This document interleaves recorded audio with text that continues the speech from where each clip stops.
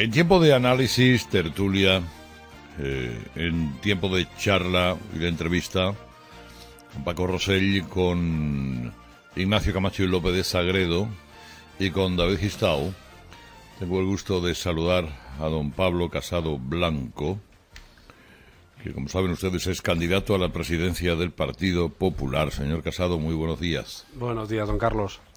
¿Ha vivido usted tan intensamente a lo largo de su vida política alguna vez como estos días? Bueno, yo creo que la política es intensidad, ¿no? Es por definición, pero la verdad es que estos días estamos trabajando mucho, estamos viajando mucho por España y proponiendo un proyecto de futuro para el Partido Popular que en el fondo es un proyecto de futuro para España y más con la que está cayendo, ¿no? Él es la prensa y parece un déjà vu, otra vez el bucle, la rueda del hámster respecto a quienes quieren romper España y a los gobiernos que tenemos que enfrentarnos a ellos, pero que a veces las trampas a las que nos someten pues hace que los partidos políticos tengamos que pertrecharnos, tengamos que reforzarnos cuando estamos en la oposición, y en este caso yo creo que para el Partido Popular el principal pilar es la defensa de la unidad de España, que ahora está otra vez en riesgo. Aprovechando que ha sacado usted el tema, ¿qué opinión le merece y qué expectativas cree que plantea la reunión hoy entre el señor Sánchez y el señor Torra? Bueno, el documento previo es absolutamente inadmisible. Yo creo que partir de una especie de sumario de reunión o de orden del día en el cual se habla mal del jefe del Estado, se plantea como punto de partida las leyes de desconexión, se habla directamente del derecho a decidir o se plantea de nuevo, bueno, pues una agenda de ruptura sin ningún tipo de tapujo, con todas las estructuras paralelas que se fueron creando. Creo que es un mal punto de partida y yo creo que no tenemos que caer o tropezar en la misma piedra por tercera vez. Creo que en el gobierno de Zapatero hubo un claro engaño por parte de los independentistas a la hora de la negociación y el desbloqueo del estatut. Durante nuestro gobierno creo que tampoco fueron leales, sino todo lo contrario, tanto a la hora de plantear el 9N como, por supuesto, ya del célebre y dramáticamente célebre 6 y 7 de septiembre y todo lo que sucedió después, y la supuesta apelación a un diálogo que fue una auténtica traición.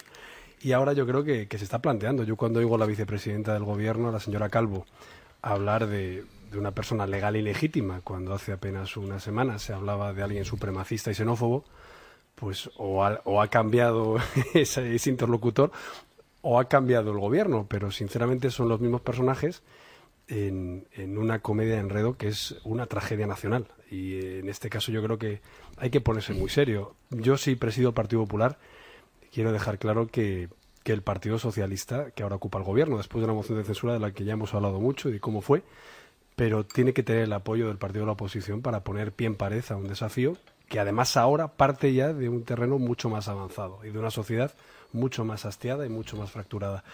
Y eso sí, al mismo tiempo creo que tenemos que aprender del pasado reciente y dejar muy claro que no cabe ninguna contemplación ni ninguna contemporización con aquellos que han demostrado que han dado un golpe de Estado y que además les está saliendo a algunos bastante barato.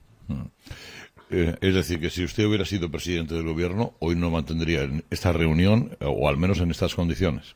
Bueno, y por supuesto, y al menos con ese punto de partida por escrito.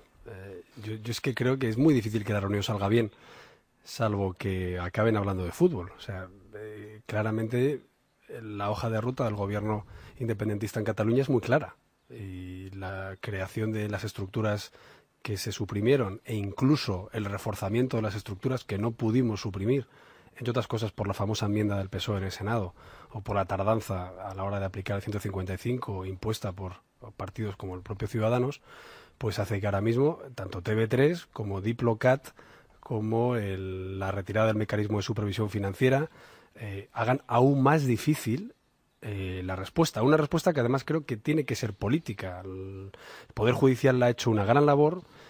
Además, se ha hecho gracias a modificaciones legislativas que pusimos en marcha nosotros, como la reforma del Tribunal Constitucional, o vamos, por lo menos de la ejecución de las sentencias del Constitucional.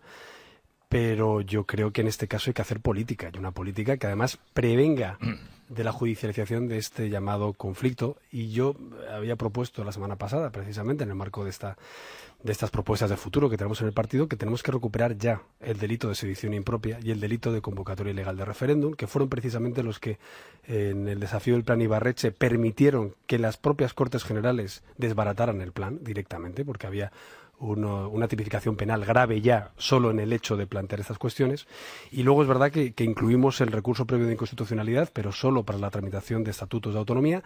Creo que no es un mecanismo jurídico del que haya que abusar, porque se puede prestar a un filibusterismo legislativo, pero en cuestiones esenciales, como este tipo de leyes de desconexión, de ruptura, que tengan efectos absolutamente irreversibles, yo sí que estoy a favor de que ese recurso previo de inconstitucionalidad se amplíe. ¿Por qué no quiere usted integrarse en la candidatura de la señora Sáenz de Santamaría? Bueno, porque no acaba el proceso electoral. Yo creo que yo me he comprometido desde el principio a integrarme en la candidatura que gane cuando acaben las elecciones. Ahora mismo, en términos futbolísticos, estamos en el descanso, y en el descanso no se amaña el resultado en el vestuario. O en términos de Fórmula 1, hemos corrido la pole position, y ya sabemos que vamos ella y yo en primer lugar, y ahora hay que correr la carrera y ver en clasificación quedamos. Yo desde el principio dije que si no gano, no voy a pedir nada a cambio y estaré con el equipo que decían los militantes. Y si gano, nadie pierde, porque integraré a todos, no solo al equipo de Soraya, sino al resto de equipos que han quedado fuera del primer corte. Pero creo que no es bueno ahora mismo deslegitimar las normas que nos hemos dado. Yo no las propuse. Creo que las normas de este Congreso son francamente mejorables en cuanto al tema de inscripciones, el tema de corrientes de pago, el tema de participación, el tema de depuración de censos. Incluso podría poner en duda, a lo mejor, por qué en una segunda vuelta vota un distinto colegio electoral. Pero es que yo no pongo en cuestión las normas, porque eso sí que es nuestro pilar fundamental. Si cambiamos de reglas en la mitad del partido, difícilmente podemos dar a nuestra militancia o a sus compromisarios, que también han votado los mismos militantes inscritos, difícilmente podemos dar una sensación de seriedad en un proceso que, por otra parte, ha quedado muy igualado. Estamos casi en un empate técnico, con una diferencia de 2 puntos, y además con candidaturas que han quedado fuera, que han tenido también mucho voto. Digamos que hay un 63% de los militantes que han participado que no han apoyado la candidatura que ha quedado por estrecho margen primera. Y una reflexión más. Cuando hablamos de que gobierna la lista más votada, nosotros propusimos una reforma legislativa en el año 2014, que luego volvimos a proponer en el acuerdo de investidura con Ciudadanos, que precisamente decía que incorporábamos la segunda vuelta en las elecciones municipales. Es decir, lo digo porque a veces se escucha que se contrasta la segunda vuelta con la lista más votada. Todo lo contrario. En nuestra reforma legislativa, de la que dio buena cuenta además esta cadena, lo que proponíamos era que si el primero quedaba con un margen suficiente de diferencia con el segundo, pasaba directamente a ser el alcalde con un reparto proporcional de los concejales. Había un segundo lugar en el que el margen era más estrecho, y luego ya, si no, se pasaba a una segunda vuelta con todos los partidos que hubieran superado el 15%. Bueno, pues eso es prácticamente el reflejo de lo que hemos aprobado para las elecciones primarias del Partido Popular. Si hay un estrecho margen, pasamos a segunda vuelta. En este caso, creo que es claro. Debate, va a haber debate. ¿El debate ha de ser ideológico? ¿Necesita el PP un debate ideológico? Yo creo que la política en España necesita ideología. Creo que después de la crisis económica, yo no soy de mirar hacia atrás, soy autocrítico, pero con el orgullo de que creo que pertenezco a un partido que ha hecho las cosas bien. Pero es verdad, cuando gobiernas en minoría, cuando hay una fragmentación parlamentaria, cuando hay una erupción de nuevos partidos, algunos de ellos populistas, cuando hay una crisis económica, etcétera, etcétera, es verdad que hay cuestiones que no te han dado tiempo a hacer, o que no has puesto el foco suficiente para que la sociedad esté opinando de esas cuestiones importantes. Digamos que lo urgente te impide hacer lo importante. Y es verdad que en los últimos años hemos hablado poco de ideología. E incluso se ha visto en los medios de comunicación que era muy bueno no hablar de ideología. Yo no estoy de acuerdo. Yo estoy en política por ideas, por principios y por valores.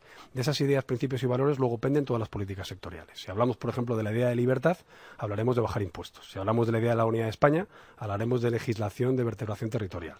Si hablamos de la idea de la familia, hablaremos de educación, sanidad, pensiones o dependencia.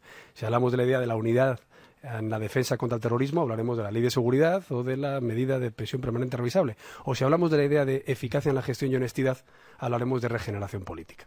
Por tanto, esos principios para mí son imprescindibles. Y yo creo que ahora mismo debatir de ellos en un Congreso que, al ser extraordinario, no ha podido presentar ponencias ni enmiendas, es positivo. Y además es positivo hacerlo de forma constructiva. Esto no es una cuestión de contrastar liderazgos políticos, o solo eso, porque hay que recordar que nuestro partido, al menos, no se basa solo en una cabeza. Nuestro partido es un partido de concejales, de alcaldes, de diputados provinciales, de diputados autonómicos, un partido venido de abajo a arriba, en el que es muy importante quién sea el candidato a las próximas elecciones generales, pero al que nada le va a servir si no tiene un partido fortalecido y bien representado en las elecciones previas. Yo por eso estoy hablando más de que, igual que en el maratón hay que atarse ante los cordones para echar a correr, ahora tenemos que atar bien el partido antes de empezar a hablar de las próximas elecciones, porque si no estamos fuertes como partido y unidos, pero también fuertes como partido, es muy complicado que tengamos buenos resultados. Yo creo que por eso el debate ideológico es sano y, en mi opinión, además, es imprescindible, porque tenemos que enfrentarnos a un gobierno de socialistas, de podemitas, de independentistas y de batasunos, o al menos los que han apoyado esa investidura o esa moción de censura, y para eso hace falta tener las cosas muy claras y los principios muy firmes. Mis compañeros quieren seguramente preguntar. ¿Quién quiere comenzar? Pues puedo ser yo mismo, Ignasi, claro. Ignasi. Señor Casado, aludía usted antes a este extraño procedimiento electoral con un doble colegio de voto directo y luego de voto indirecto, de voto censitario, decía ayer nuestro compañero Rosell. Sí, en cierta manera censitario. Que corre el riesgo de convertir la segunda vuelta en una especie de conjura palaciega. ¿No tendrían que decir los candidatos que han quedado fuera de esta segunda vuelta públicamente a favor de quién se pronuncian en esta última opción? Pues digo, para evitar la sensación de conjura, de conspiración, de búsqueda de votos subrepticia. Y, en segundo lugar, ¿hasta qué punto los compromisarios tienen disciplina de voto con sus respectivos aparatos de partido o jefaturas provinciales o territoriales? Bueno, la conjura palaciega sería si ahora nos sentáramos a acordar una candidatura unitaria sin esperar a que acabe el proceso electoral. Que es otra fórmula de conjura palaciega, sin duda. Ahí verdaderamente hay que tener claro que los inscritos votaron sabiendo cuáles eran las normas. A lo mejor si hubieran sabido que no había segunda vuelta, hubieran votado algo distinto. O incluso a lo mejor nos hubiéramos unido a algunas candidaturas antes de ir a votar. Pero es que había una segunda vuelta. Entonces yo, sinceramente, es un debate que me sorprende. Sobre todo porque la otra candidata en este mismo sitio, en este mismo plató de estudio de radio, cuando le preguntasteis al respecto hace unos días, dijo que por supuesto las normas estaban para cumplirse. A mí me preguntaron a pie de urna antes de votar. Preguntaron al resto de candidatos, incluso a los que tenían menos expectativa de ganar. Entonces yo, sinceramente, es un debate que no acabo de entender y además creo que hace mucho daño porque deslegitima al proceso y, por cierto, empieza a molestar a los compromisarios, porque hay que recordar que estos señores han sido votados también por los mismos que nos han votado a Soraya y a mí. Entonces no creemos en la democracia representativa. Pero, señor Casado, el daño se lo hacen ustedes cuando hacen un sistema que revela una desconfianza, un recelo sobre el voto de los afiliados y prepara esa segunda vuelta por si acaso se equivocan. Pero da la sensación. Eso habría que preguntárselo a quienes propusieron. Pero esa no es la pregunta, sino si los candidatos derrotados deberían mojarse antes. Hay un perfil también que tenemos que ver. En las primarias norteamericanas hay delegados y superdelegados, que es algo parecido.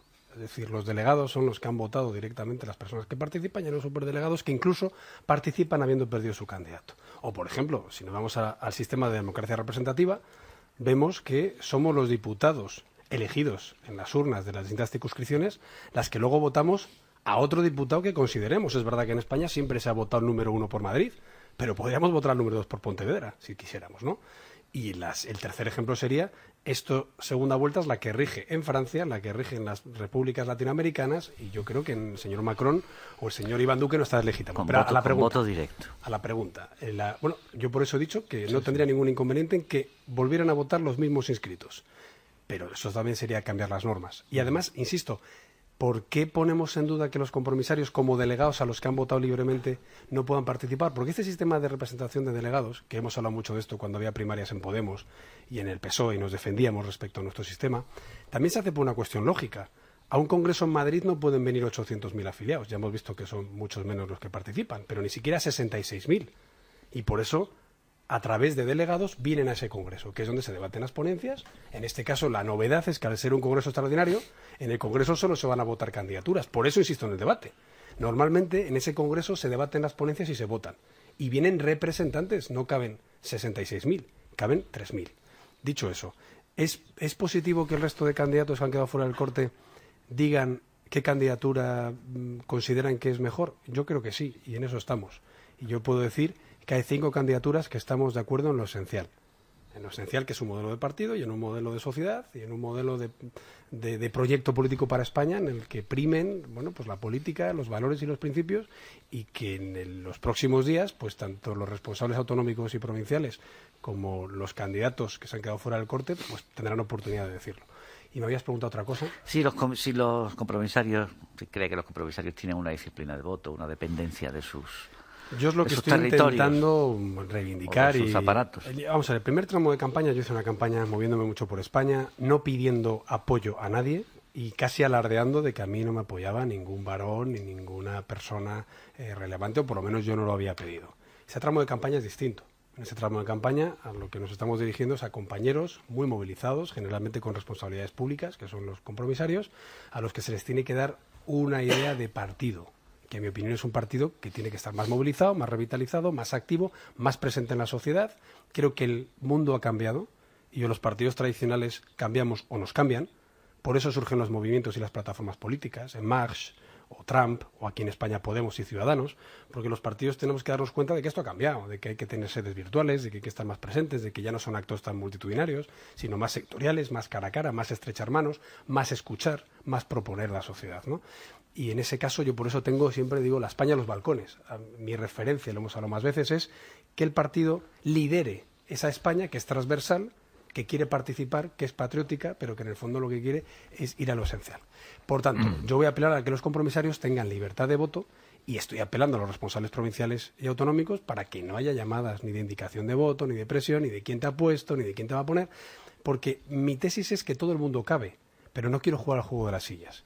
Para mí todo el mundo es imprescindible, pero lo que quiero es que haya más espacio para que venga más gente. Y más espacio a los compromisarios, traducido es que haya más concejales, más diputados, más senadores, es decir, que seamos un partido de 11 millones de votos. Y así no sobrará nadie, pero podremos incorporar a más gente, que hace falta captar el mejor talento. Paco. Sí, bueno, yo quiero olvidarme un poco, aunque podría entrar en algunos aspectos del reglamento del partido que se está jugando, pero quiero entrar en el partido porque me parece que es en este momento quizá lo más interesante, ¿no?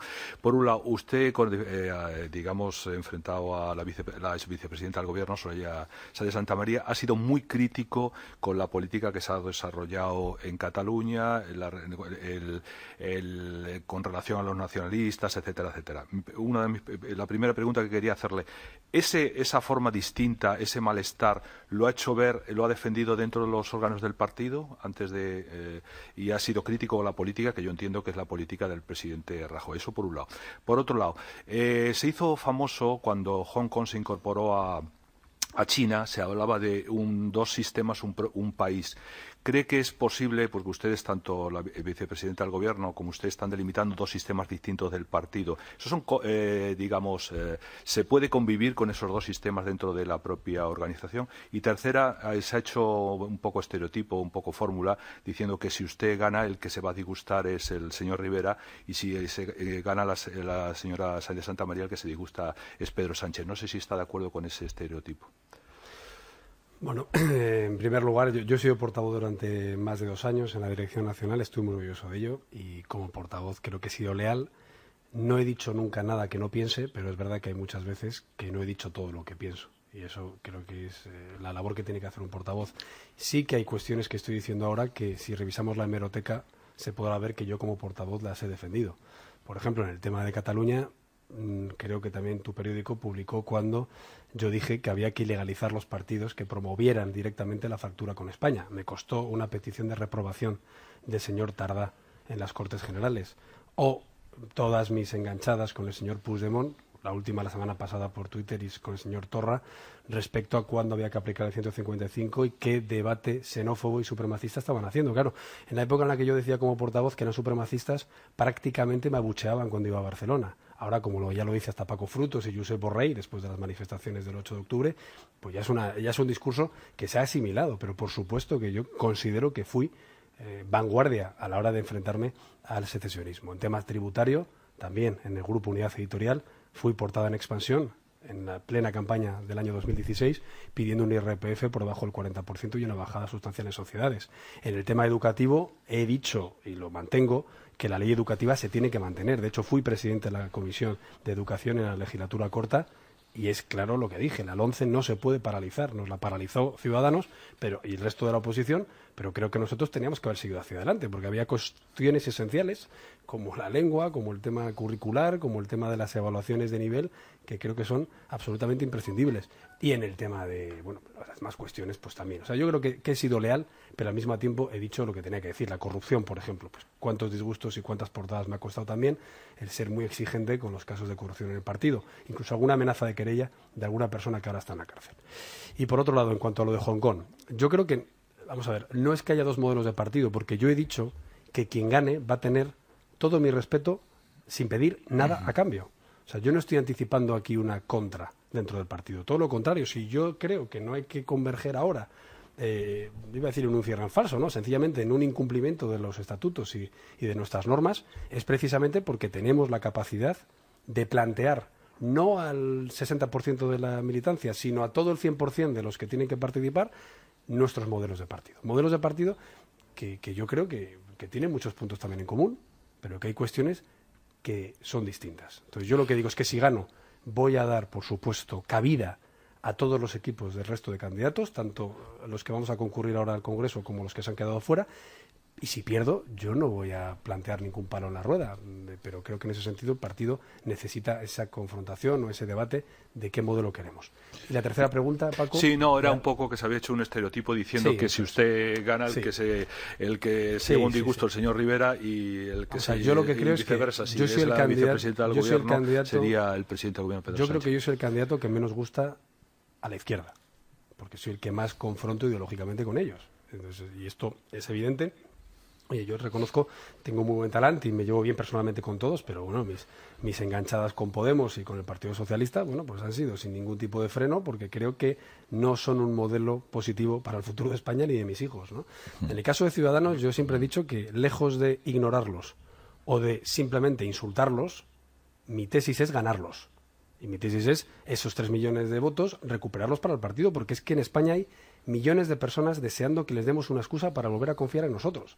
Entonces yo creo que es sencillamente un enfoque distinto a cómo tenemos que volver a construir un partido hegemónico de centro-derecha en el que quepan los de Ciudadanos, los que se fueron a Vox, los de algún partido regionalista, por ejemplo, miro hacia Cantabria, que sigue ahí gobernando el que nunca ganó las elecciones, el de algún partido... ¿A usted qué le parece el concepto que manejó el expresidente del gobierno, José María Aznar, que habría que reconstruir la derecha, todo el ámbito del espacio de la derecha, y lógicamente se estaba refiriendo, pues, incluyendo a Ciudadanos e incluyendo a Vox? Bueno, es algo evidente que si con 8 millones de votos nos han echado por la puerta de atrás con una moción de censura, si con 8 millones de votos en el 2015 nos quitaron la mitad de las alcaldías y autonomías donde ganamos, si con 8 millones de votos hemos dependido de bisagras nacionalistas o de pactos con partidos nuevos con cierto oportunismo, pues yo creo que no es suficiente. Yo no quiero este partido de 8 millones de votos, ni mucho menos el de 5 millones de votos que nos dan las encuestas. Yo quiero el partido de 11 millones de votos. ¿Ese suelo electoral cómo se recupera? Bueno, se recupera ampliando espacio. Hay quien dice, no, es que este discurso que hace Pablo Casado es muy pata negra. Bueno, es que para ocupar el centro no hay que moverse. Es muy de derechas. No, bueno, yo creo que es un muy reconocible, pero yo tengo una frase siempre que digo, que es que para ocupar el centro no hay que moverse de sitio. Hay que ampliar el espacio de actuación. Por tanto, creo que tenemos que tener las raíces muy claras en cuáles son nuestros principios, pero luego, por supuesto, ser un partido transversal, un partido de mayorías que consiga alcanzar esos 11 millones de votos. Por cierto, la sociedad española ahora nos lo pone más fácil, porque hay ciertos vectores en los que no hay tanto izquierda o derecha, sino que hay una línea argumental, por ejemplo, de defensa de España, en el que es mucho más fácil moverse en una ampliación del espacio electoral, que es en lo que yo me quiero mover. Tengo serias dudas de si somos capaces, en un minuto, de preguntar y responder. Yo hago una pregunta que se responde con sí o no. A ver. Y además viene a colación de lo que preguntó Ignacio, Ignacio estuvo a punto de preguntarlo. ¿Usted ha detectado que tiene un interés táctico o una ventaja táctica en el antagonismo entre Cospedal y Sánchez de Santamaría, y hay conversaciones subterráneas para aprovecharse de ello en la segunda vuelta?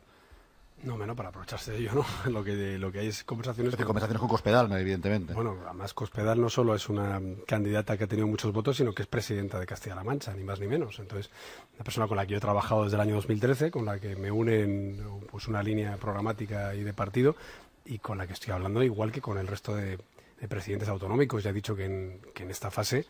Yo lo que quiero es que la mayoría de las organizaciones territoriales se sientan cómodas en este proyecto. Y además yo no estoy hablando de cargos ni ofreciendo ningún tipo de responsabilidad, sino hablando de lo que necesita el partido para poder llegar cuanto antes otra vez al Gobierno de España. Pero como digo siempre, no es tanto cuándo llegamos, que tiene que ser cuanto antes, sino para qué vamos a llegar, qué vamos a hacer, porque desde el Gobierno de España perdimos 3 millones de votos. Por tanto, lo que queremos es llegar al Gobierno de España, pero antes haber hecho una buena campaña municipal y autonómica, de la que nadie está hablando.